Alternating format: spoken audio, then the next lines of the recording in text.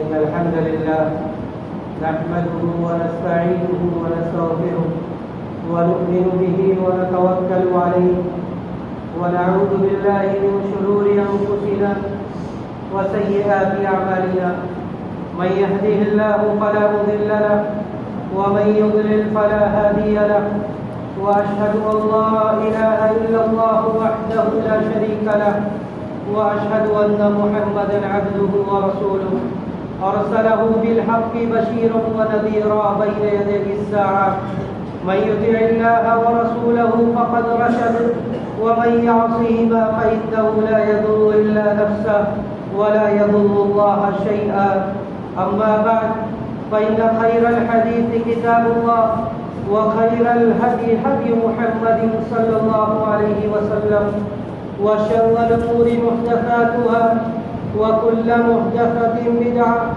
وكل بدعة ضلالة وكل ضلالة في النار. أعوذ بالله السميع العليم من الشيطان الرجيم. بسم الله الرحمن الرحيم. ولقد خلقنا الإنسان ونعلم ما توسوس به نفسه ونحن أقرب إليه من حبل الوريد إذ يتلقى المتلقيان عن اليمين وعن الشمال قعيد ما يلفظ من قول إلا لديه رقيب عتيد وجاءت سكرة الموت بالحق ذلك ما كنت منه تحيد ونفخ في الصور ذلك يوم الوعيد وجاءت كل نفس معها سائق وشهيد لقد كنت في غفلة من هذا فكشفنا عنك غطاءك فبصرك اليوم حديد وقال قرينه هذا ما لدي عتيد ألقيا في جهنم كل كفار عنيد مناع للخير معتد مريب الذي جعل مع الله إلها آخر فألقياه في العذاب الشديد قال قرينه ربنا ما أطغيته ولكن كان في ضلال بعيد قال لا تختصموا لدي وقد قدمت إليكم بالوعيد ما يبدل القول لدي وما أنا بظلام للعبيد. وقال جل وعلا يوم لا ينفع مال ولا بنون يوم لا ينفع مال ولا بنون إلا من أتى الله بقلب سليم. محترم بزرگوں، نوجوان ساتھیوں، عزیز ماں اور بہنوں، اللہ رب العزت والجلال کے فضل و کرم سے ہم سب اس عظیم مہینے کے استقبال کے لیے تیار ہیں جس مہینے کی تمنا، جس مہینے کی آرزو میں ایک مسلمان، ایک مومن اپنا پورا سال گزار دیتا ہے. یہ اللہ رب العزت والجلال کا ایک بندے کے اوپر بہت بڑا فضل و کرم ہے کہ اسے ماہ رمضان کی برکتیں، ماہ رمضان کی رحمتیں، ماہ رمضان کے ثواب سے اپنے دامن کو بھرنے کی توفیق مل جائے. اس لیے کہ یہ وہ مہینہ ہے جس مہینے میں اللہ رب العزت والجلال اپنے بندوں کو نیکی اور اطاعت کے کاموں کی توفیق دیتا ہے. نیکی اور اطاعت کے کاموں میں انہیں زیادہ وقت صرف کرنے کی توفیق دیتا ہے. جیسا کہ صحیح مسلم کے الفاظ نبی علیہ السلام نے فرمایا اذا جاءكم رمضان فتحت ابواب الجنہ وغلقت ابواب النار وصفدت الشیاطین، کہ جب رمضان کی آمد ہوتی ہے، رمضان کا مہینہ آتا ہے، تو اللہ رب العزت والجلال جنت کے دروازوں کو بھرپور کھول دیتا ہے اور جہنم کے دروازوں کو اچھی طرح بند کر دیتا ہے۔ وصفدت الشیاطین، اور شیطان کو جکڑ بند کر دیا جاتا ہے۔ یہ نیکی اور اطاعت کے میدان میں مسابقہ آ رہا ہے رمضان کے مہینے میں، ایک دوسرے پر بڑھ چڑھ کر نیکی اور اطاعت کے کام کو انجام دینا، یہ اللہ رب العزت والجلال کی طرف سے بنایا ہوا موسم ہے۔ یہ اللہ رب العزت والجلال کی جانب سے لوگوں کے دلوں میں نیکی اور اطاعت کی محبت ڈال دی جاتی ہے۔ تو جب ایک ایسا مہینہ آ رہا ہے جس مہینے کے خیرات اور برکات کے بارے میں آپ نے بارہا سن رکھا ہے، اور اس مہینے کے رمضان کے اس مہینے کے روزوں کے مقصد کے بارے میں بھی آپ نے سن رکھا ہے کہ اللہ رب العزت والجلال نے اس مہینے کے روزے کو اس لیے فرض کیا تاکہ یہ ایک مہینے کی عبادت، یہ ایک مہینے کی بندگی پورے سال کے لیے انسانی زندگی پر، مسلمانوں کی زندگی پر پورے سال وہ اثر انداز ہو۔ مقصد یہ قطعی نہیں تھا کہ بندہ ایک مہینے میں مسلمان ہو جائے، ایک مہینے میں مومن ہو جائے، ایک مہینے میں اللہ کی عبادت کرے اور اس کے بعد اپنے رب کو بھول جائے، بلکہ مقصد یہ تھا کہ ایک مہینے کی عبادت، ایک مہینے کی بندگی اس کے دل و دماغ پر اس طرح اثر کرے، اس کے زندگی پر اس طرح اثر ڈالے کہ جس کی وجہ سے وہ پورے سال اپنے رب کا بندہ بن کر زندگی گزارے۔ تو جو مقصد بیان کیا جاتا ہے، جو اللہ رب العزت والجلال نے مقصد بیان کیا کہ ہم نے رمضان کے روزے کو اس لیے فرض کیا لعلکم تتقون، تاکہ تمہارے دلوں میں اللہ کا خوف اور اس کی خشیت پیدا ہو جائے۔ تو غور کرنے کا مقام یہ ہے کہ یہ خوف و خشیت، یہ تقوی شیاری، یہ تقوی یہ کہاں پیدا ہوتا ہے؟ یہ تقوی کہاں پیدا ہوگا؟ اس کی جگہ کیا ہے؟ دیکھیے، تقوی کا تعلق اللہ کا خوف اور اس کی خشیت کا تعلق انسانی دل سے، اور اس دل کی اصلاح یہی اس ماہ مبارک کی آمد، اس کے اندر روزہ رکھنے اور اس کے اندر عبادت و بندگی کو انجام دینے کا سب سے بڑا مقصد یہ ہے۔ اگر انسان کا دل صحیح طرح سے کام نہیں کر رہا ہے، اگر انسان کے دل میں اللہ کے خوف اور خشیت کے لیے جگہ نہیں ہے، تو آپ جتنی بھی ظاہری عبادتیں انجام دیتے جائیں، آپ جتنی بھی عبادتیں کرتے جائیں، معاف کیجیے، اس تقوی اور اس عبادت کا اثر آپ کے دل پر نہیں ہونے والا ہے۔ نہ تو آگے آنے والی زندگی میں آپ کی عبادتیں آپ کے زندگی کے مسار کو، آپ کے زندگی کے لائن کو درست کر سکتی ہیں۔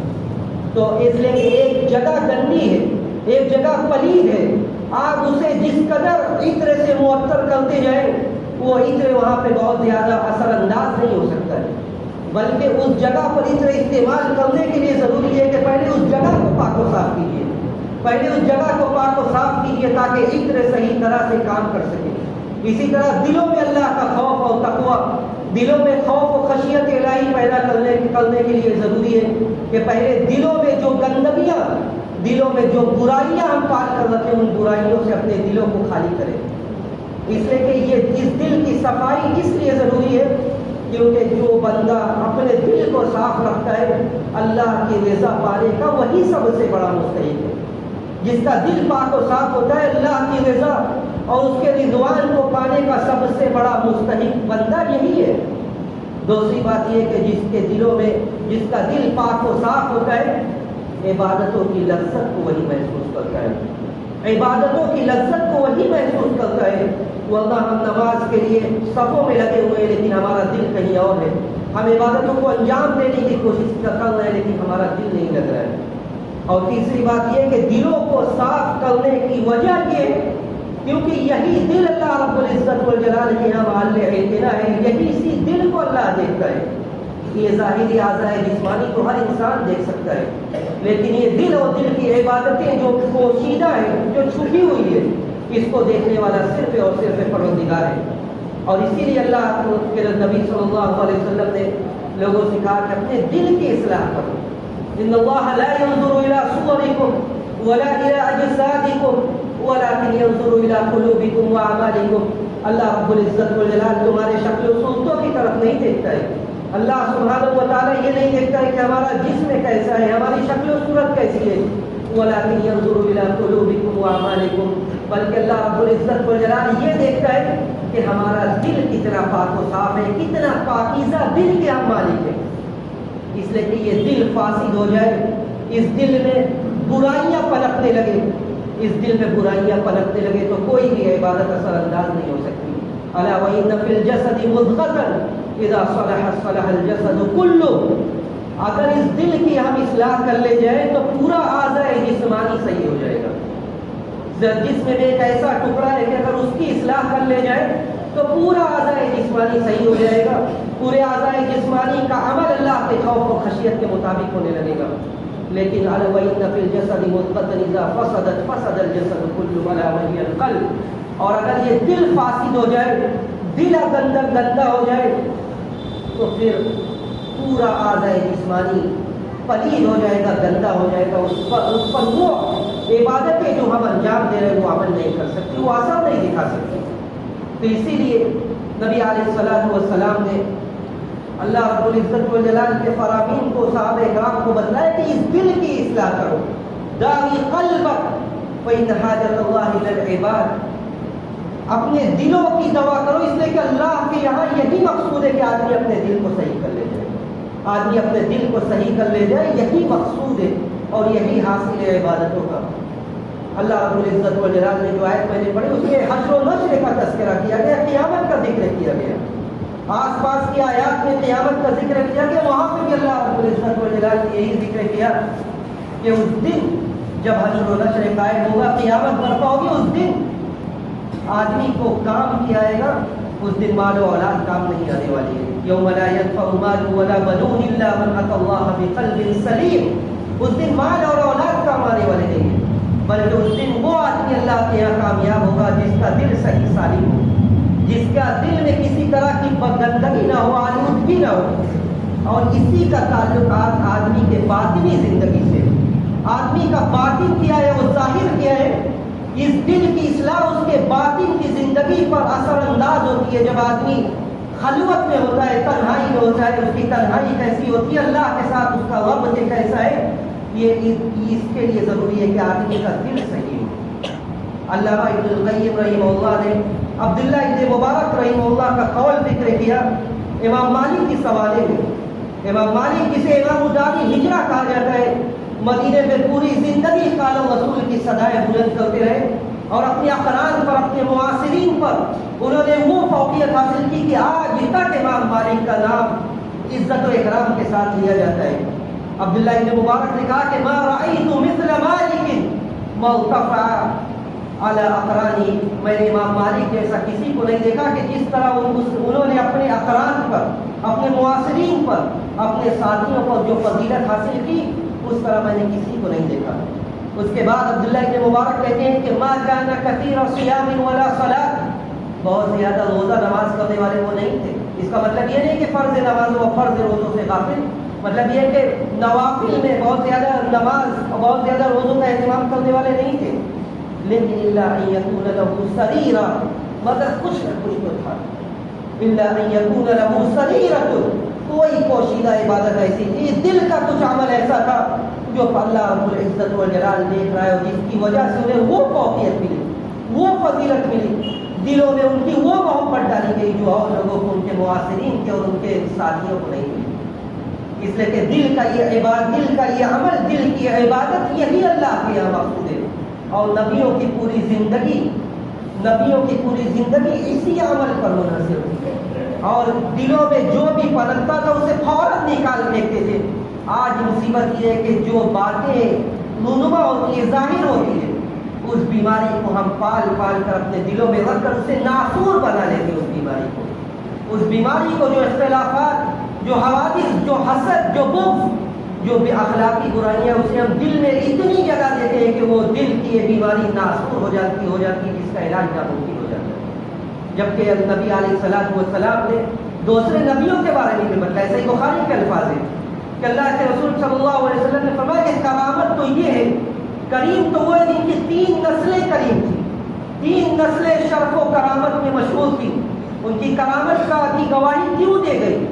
ان کی کرامت کی گواہی اس لیے دی گئی، حضرت یوسف علیہ السلام کا تذکرہ کیا گیا اور ان کے پورے واقعے کا ذکر کیا گیا، اور اس کے بعد یہ کہا گیا کہ ان کے بھائیوں نے ان کے ساتھ جو کچھ بھی کیا، ان کے بھائیوں نے حسد اور جلن کی آگ میں ان کے ساتھ جو کچھ کیا، ان کی زندگی کو ختم کرنے کی کوشش کی، لیکن اللہ رب العزت والجلال نے ایک وقت ایسا لایا جب وہ عزیز مصر کے قریبی بن گئے، ان کے ہاتھ میں اقتدار آ گیا، تو اپنے بھائیوں سے انہوں نے کیا کہا، اپنے بھائیوں سے کہا لا تثریب علیکم اليوم، لا تثریب علیکم اليوم، جاؤ آج تمہارے اوپر کوئی گرفت نہیں، آزاد ہو تم۔ ایسا نہیں کہ وقت ہے کہ جب وقت نے کروٹ لیا تو انہوں نے اپنے بھائیوں سے ویسا ہی انتقام لیا اور اس برائی کو اپنے ذہن و دماغ میں پال کر رکھا اور اس کا بدلہ انہوں نے ویسے ہی لیا، بلکہ کہا لا تثریب علیکم اليوم، جاؤ آج تمہارے اوپر کوئی گرفت نہیں۔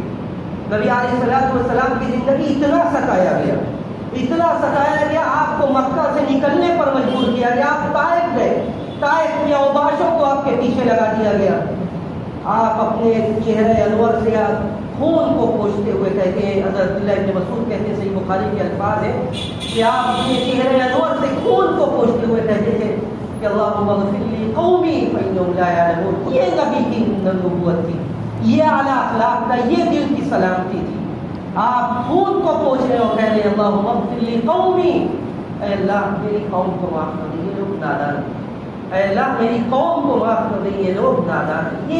یہ دل کی سلامتی تھی کہ جب ایسے وقت میں، اس کے بعد فتح مکہ کے موقع پر آپ نے وہی بات کہ کہیں جو حضرت یوسف علیہ السلام نے اپنی اولاد سے کہی تھی کہ جاؤ، مکہ کے لوگ ڈر رہے تھے کہ آج اقتدار آیا ہے، اقتدار کے نشے میں نبی علیہ السلام نے کچھ ایسا فیصلہ لیتے جو ہمارے حق میں نہیں ہوگا۔ آپ نے کہا لا تثریب علیکم اليوم، جاؤ آج تمہارے اوپر کوئی گرفت نہیں، اس لیے کہ یہ دلوں کی سلامتی، دلوں کی حفاظت یہ بہت ضروری ہے۔ دلوں میں برائیوں کو پالنا، اسے بڑھانا، اسے ناسور بنانا یہ ہماری دنیا اور آخرت کو تباہ و برباد کر دے گا۔ اسی لیے نبی علیہ السلام سے جب پوچھا گیا کہ ای الناس افضل، سب سے افضل آدمی کون ہے، سب سے بہتر انسان کون ہے، آپ نے فرمایا کہ کل مخموم القلب وصدوق اللسان، سب سے افضل آدمی وہ ہے جو سچ بولنے والا ہے، سچی زبان والا ہے۔ صحابہ کرام نے کہا کہ صدوق اللسان یعرفنہ، سچی بات، سچی زبان ہم جانتے ہیں۔ وما مخموم القلب، یہ مخموم القلب کون ہے؟ آپ نے فرمایا کہ مخموم القلب کل قلب تقی لا اثم فیہ ولا بغی ولا غل ولا حسد۔ خممت الشیء عربی میں بولا جاتا ہے جب کہیں جھاڑو لگا دیا جائے وہ صاف ہو جائے، اسے کہا جاتا ہے خممت الشیء مخموم۔ تو نبی علیہ السلام نے کہا کہ دل جو ایسا صاف ہو کہ اس میں نہ تو کوئی گناہ ہو، نہ کوئی ظلم ہو، نہ کوئی حسد ہو، نہ دوسرے پر ظلم کرنے کی کوئی چاہت ہو، یہ مخموم القلب ہے۔ تو نبی علیہ السلام نے کہا کہ سب سے افضل آدمی ہے۔ صحابہ کرام کی تربیت بھی نبی علیہ السلام نے ایسی کی۔ غزوہ احد کا موقع ہے، نبی علیہ السلام نے صحابہ کرام کی حوصلہ افزائی کے لیے تلوار اپنے ہاتھ میں لی، اس کے بعد کہا کہ بھائی آپ کو السیف، اس تلوار کو کون لے گا اپنے ہاتھ میں؟ کہتے ہیں فقال القوم انا وانا، جب آپ نے ایک عام سے سوال کیا سارے لوگوں نے کہا میں لوں گا۔ اللہ کے رسول نے سوال کو تھوڑا مقید کر کے پوچھا اور کہا من یاخذ هذا السیف بحقہ، اس تلوار کا جو حق ہے اس حق کے ساتھ اس تلوار کو کون لے گا؟ فاحجم القوم، قوم کے لوگ پیچھے ہٹنے لگے۔ فقال ابو دجانہ انا اخذ السیف بحقہ، تو ابو دجانہ نامی ایک صحابی رضی اللہ تعالیٰ عنہ کہتے ہیں کہ میں اس تلوار کو لوں گا اس کے حق کے ساتھ۔ اس کے بعد کہتے ہیں ففلق حام المشرکین، انہوں نے تلوار لیا اور مشرکین کی گردنیں اڑتی گئی اس تلوار سے، صحیح مسلم کے الفاظ ہیں۔ اس کے بعد حضرت ابو دجانہ کا آخری وقت آتا ہے، صحابہ کرام ان کی عیادت کے لیے جاتے ہیں، دیکھنے کے لیے جاتے ہیں۔ فکان وجهه يتهلل، ان کا چہرہ روشن ہے، بل رہا ہے۔ صحابہ کرام پوچھتے ہیں وجہ کیا ہے؟ ہمارے اور آپ کے دل و دماغ میں ابھی یہ بات آ رہی ہوگی کہ وہ ان مواقف کا ذکر کریں گے، ان واقعات کا ذکر کریں گے جو نبی کے ساتھ انہوں نے دین کی نصرت کے لیے میدان جنگ میں دین کی سربلندی کے لیے جو انہوں نے محنت کی، وہ بات بتائیں گے کہ اس وجہ سے میری یہ نیکی ہے۔ لیکن غور سے سنیے کہ انہوں نے اپنی نیکی کیا بتائی۔ حضرت ابو دجانہ سے جب لوگ پوچھتے تو وہ کہتے ہیں کہ ما من عمل اوثق عندي من اثنتين، ما من عمل شيء اوثق من عندي اثنتين، دو ایسے عمل ہیں جن سے زیادہ مجھے اللہ کے یہاں کسی عمل سے امید نہیں ہے. دو عمل ایسے ہیں جن سے بہت زیادہ مجھے امید ہے. پہلا عمل یہ ہے کہ كنت لا اتکلم فيما لا يعنيني، میں ایسے معاملات میں اپنی زبان نہیں کھولتا تھا جس سے مجھے کوئی سروکار نہیں، میں لا یعنی بات میں اپنی زبان نہیں کھولتا تھا. وَكَانَ قَلْبِي سَلِيمًا لِلْمُسْلِمِينَ، اور میرا دل مسلمانوں کے لیے پاک و صاف تھا. میرا دل مسلمانوں کے لیے پاک و صاف تھا. اور یہی وہ اعمال ہیں جس عمل سے اللہ کے یہاں مجھے بڑی امید ہے، جس عمل سے اللہ کے یہاں مجھے بڑی امید ہے. آپ غور کیجیے کہ ایسے وقت میں، آخری وقت میں جس عمل کے اوپر اعتماد ہے، جس عمل سے وجہ ہے کہنے کہ میں مسلمانوں سے، میرا دل مسلمانوں کے بارے میں پاک و صاف تھا. مسند احمد کی دوسری روایت کہتے ہیں کہ اللہ کے رسول صلی اللہ علیہ وسلم نے کہا کہ ابھی ایک آدمی ایک جنتی کا تمہارے پاس سے گزر ہوگا. صحابہ اکرام دیکھنے لگتے جو دیکھی ہو کہ وہ جنت کے بڑے حدیث ہوتے ہیں، جنت کی بات آ جائے صحابہ اکرام سوچنے لگتے تھے، غور کرنے لگتے تھے کہ ایسا عمل کیا تھا جس کی وجہ سے وہ جنت میں جا رہا ہے. اللہ کے رسول کہتے ہیں ابھی ایک جنتی آئے گا. صحابہ اکرام دیکھنے لگتے ہیں ایک عام سا آدمی اپنے بائیں ہاتھ میں جوتی لیے ہوئے گزرتا ہے، اس کے داڑھی سے پانی وضو کا ٹپک رہا ہے. کہتے ہیں اللہ کے رسول صلی اللہ علیہ وسلم کہتے ہیں کہ یہ آدمی جنت کے، جو کہ انصاری صحابی تھے. نبی علیہ الصلوۃ والسلام پھر دوسری مرتبہ صحابہ اکرام سے کہتے ہیں کہ ایک آدمی جنتی آدمی آنے والا ہے. پھر وہی آدمی، پھر تیسرے دن وہی آدمی. حضرت عبداللہ بن عمرو بن عاص کہتے ہیں کہ میں نے یہ سوچا کہ میں اس آدمی کے پیچھے جاؤں، دیکھوں کہ ایسے اعمال کیا ہے، کیا کرتے ہیں جس کی وجہ سے نبی علیہ الصلوۃ والسلام مسلسل 3 دنوں تک یہ بشارت دے رہے ہیں کہ یہ آدمی جنت کی. حضرت عبداللہ بن عمرو بن عاص جاتے ہیں ان کے گھر، جا کر کہتے ہیں کہ میرا اپنے والد سے کچھ اختلاف ہے، اس وجہ سے مجھے پناہ چاہیے، میں آپ کے گھر رہنا چاہتا ہوں. وہ آدمی اجازت دیتے ہیں. یہ آدمی حضرت عبداللہ بن عمرو بن عاص اس آدمی کے تتبع میں پڑھتے، پیچھے پڑھتے، دیکھتے کہ یہ کرتے کیا ہے. کہتے ہیں کہ حضرت عبداللہ بن عمرو بن عاص کی میں نے انہیں بہت زیادہ عبادت کرتی ہوئی نہیں دیکھا، بلکہ جب میں نے یہ دیکھا کہ جب رات میں وہ کروٹیں بدلتے تھے، اللہ کا ذکر کرتے تھے، اللہ کی بڑائی بیان کرتے تھے، فجر سے پہلے اٹھتے تھے، فجر کی نماز پڑھتے تھے، لیکن اس کے علاوہ کوئی میں نے عمل نہیں دیکھا. یہاں تک کہ میں مایوس ہو کر لوٹنے لگا. جب میں لوٹنے لگا میں نے حقیقت حال بتائی کہ ایسا کچھ نہیں تھا کہ میرا کسی سے کوئی اختلاف تھا، بلکہ وجہ یہ تھی کہ اللہ کے نبی نے آپ کے بارے میں یہ کہا کہ آپ جنتی ہیں، اس لیے میں نے سوچا آپ کا عمل کیا ہے، لیکن میں نے آپ کا عمل، معاف کیجیے، کوئی بہت زیادہ عمل آپ کا نہیں پایا. اور تو یہ کہہ کر وہ پلٹنے لگتے. حضرت عبداللہ بن عمرو بن عاص کو آواز دیتے کہتے عمل تو وہی ہے جو تم نے دیکھا ہے، لیکن 2 ایسی خصلتیں ہیں جن پر میں بہت زیادہ اہتمام کیا کرتا ہے. پہلی خصلت یہ کہ لا احسد علی المسلمین علی خیر آتاہ اللہ ایاہ وما اجد فی المسلمین من المسلمین غشا. پہلی بات یہ کہ میں کسی مسلمان کے لیے اس کی کسی نعمت پر میں حسد نہیں کرتا، کسی مسلمان کی کسی نعمت پر میں حسد نہیں کرتا. دوسرا، کسی مسلمان کو دھوکہ دینے کے بارے میں میرے دل میں کوئی جگہ نہیں ہے. یہ صحابہ اکرام کی اور حضرت عبداللہ بن عمرو بن عاص گواہی دیتے ہیں، کہتے ہیں هذه هي التي بلغت بك، یہی تو وہ صفت ہے جس کی وجہ سے آپ یہاں پہنچ گئے جہاں نبی اپنی زبان مبارک سے بشارت دے رہے ہیں کہ یہ جنتی ہے. وهذه التي لا تطيق، اور یہی وہ صفت ہے جس کی ہمہ شمہ ہر آدمی طاقت نہیں رکھتا ہے. اس لیے دلوں کے اس بیماری کو نکال پھینکیے. ایسا وقت جب رمضان کا عظیم مہینہ ہمارے اوپر آنے والا ہے، اس کے بعد یہ وبائی بیماری جو اپنا پیر پسار رہی ہے ہمارے سماج میں، ضرورت اس بات کی ہے کہ ہم اللہ سے قریب ہوں، ہم اللہ سے قریب ہوں. رمضان کی آمد کے لیے اللہ سے دعا کریں. اپنے دلوں کے اندر جو برائیاں پال کے ہم رکھیں، ان برائیوں سے ہم اپنے دل کو پاک و صاف کریں، تبھی نیکی اور اطاعت یہ ہماری آنے والی زندگی پر اثر انداز ہو سکتی ہے. آخری سوال کا جواب دے کر میں اپنی بات ختم کرتا ہوں کہ اگر برائیاں ہیں دلوں میں تو ختم کیسی ہوگی؟ دیکھیے نبی علیہ الصلوۃ والسلام نے کئی نسخہ بدلا ہے. پہلی بات یہ کہ آپ قرآن سے قریب ہو. یا ایھا الناس قد جاءتکم موعظۃ من ربکم وشفاء لما فی الصدور. قرآن میں وہ تاثیر اور جو دلوں کو ان برائیوں کو دور کرنے کے لیے کافی ہے. دوسری بات یہ کہ جو بھی عمل کرے اللہ کے لیے عمل کرے، اخلاص کا دامن کبھی نہ چھوڑے. چھوٹا ہو عمل بڑا ہو، یہ سوچ کر کے کریں کہ ہم اللہ کے لیے کر رہے ہیں. لا يغل علیہن قلب امرئ فلا لا يغل علیہن قلب المسلم.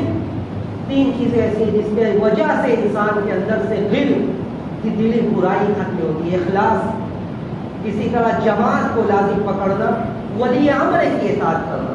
جسے کسی معاملے کا ذمہ دار بنایا گیا، اگر وہ صحیح معاملے میں فیصلہ لے رہا ہے تو اس کی اطاعت کی جائے، اور اگر وہ غلط بھی کر رہا ہے، اگر اس سے غلطی ہو رہی ہے تو مثبت انداز میں اس کی اصلاح کی جائے. ایسا نہ ہو کہ ہمیشہ ہم اسی فکر میں رہے کہ اگر کسی کو اقتدار مل گیا ہے یا کسی کو اس کی صلاحیت کے مطابق کوئی عہدہ مل گیا ہے، اس کی صلاحیت کے مطابق کاروبار میں ترقی مل رہی ہے، اس کی صلاحیت کے مطابق اسے کوئی نوکری یا ملازمت مل رہی ہے، تو ہمیشہ اس کی ٹانگ کھینچنے کے لیے ہم کوشش کریں، محنت کریں. یہ اسلامی اصول اور اسلامی ضابطہ رہے گی. یہ سب دلوں میں اس طرح کی بیماریوں کو اپنے پاس ہم قطعی نہ رکھیں. اگر ہم صحیح معنوں میں مومن اور مسلمان ہیں تو اخلاص کا دامن کبھی نہ چھوڑیں.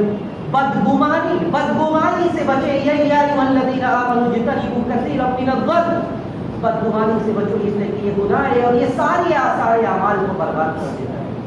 تو ہم اس مشکل وقت میں ہم اللہ رب العزت والجلال سے یہی دعا کریں